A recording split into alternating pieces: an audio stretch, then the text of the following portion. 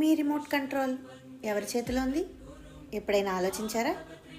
ఎవరైనా వచ్చి నువ్వు వేస్ట్, నీకేమీ రాదు అని తిట్టారనుకోండి, మీకు వెంటనే కోపం వచ్చేస్తుంది లేదా బాధేస్తుంది కదా. అంటే ఎవరో అన్న ఒక్క మాట మీ మూడ్ని మార్చేస్తుంది. అంటే మీ మనసు అనే రిమోట్ కంట్రోల్ మీరు వాళ్ళ చేతికి ఇచ్చేసినట్టే. వాళ్ళు కోపం అనే బటన్ నొక్కితే మీకు కోపం వస్తుంది, బాధ అనే బటన్ నొక్కితే ఏడుపు వస్తుంది.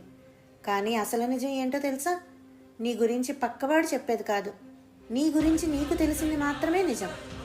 ఈ నిజాన్ని ఏళ్ల క్రితమే శ్రీకృష్ణుడు భగవద్గీతలో నైనం చిందంతి శస్త్రాణి నైనం దహతి పావక అనే ఒక సీక్రెట్ వెపన్ లాంటి శ్లోకం ద్వారా చెప్పారు. దీని అర్థం, నిన్ను ఏ ఆయుధము నరకలేదు, ఏ అగ్ని కాల్చలేదు. అంటే బయట ప్రపంచం నిన్ను ఎన్ని మాటలన్నా, ఎన్ని విమర్శలు చేసినా నీ లోపల ఉన్న నీ అసలైన శక్తిని అవి ఏమీ చేయలేవు అని అర్థం. ఒక వజ్రాన్ని తీసుకోండి, ఆ వజ్రం మీద బురద పడితే దాని విలువ తగ్గదు కదా. పైన ఉన్న దాని బురదను కడిగేస్తే చాలు, మళ్ళీ మెరుస్తుంది. నువ్వు కూడా అంతే. పరీక్షలో తక్కువ మార్కులు రావచ్చు, ఆటలో ఓడిపోవచ్చు. ఇవన్నీ మీ పైన పడ్డ బురద లాంటివి మాత్రమే. నీ లోపల ఒక అజేయమైన వజ్రం లాంటి శక్తి ఉంది. పక్కవాడు నువ్వు వేస్ట్ అన్నప్పుడు అది వాడు బురద జల్లే ప్రయత్నం మాత్రమే, కానీ నీ వాస్తవం అది కాదు అని గుర్తుపెట్టుకో.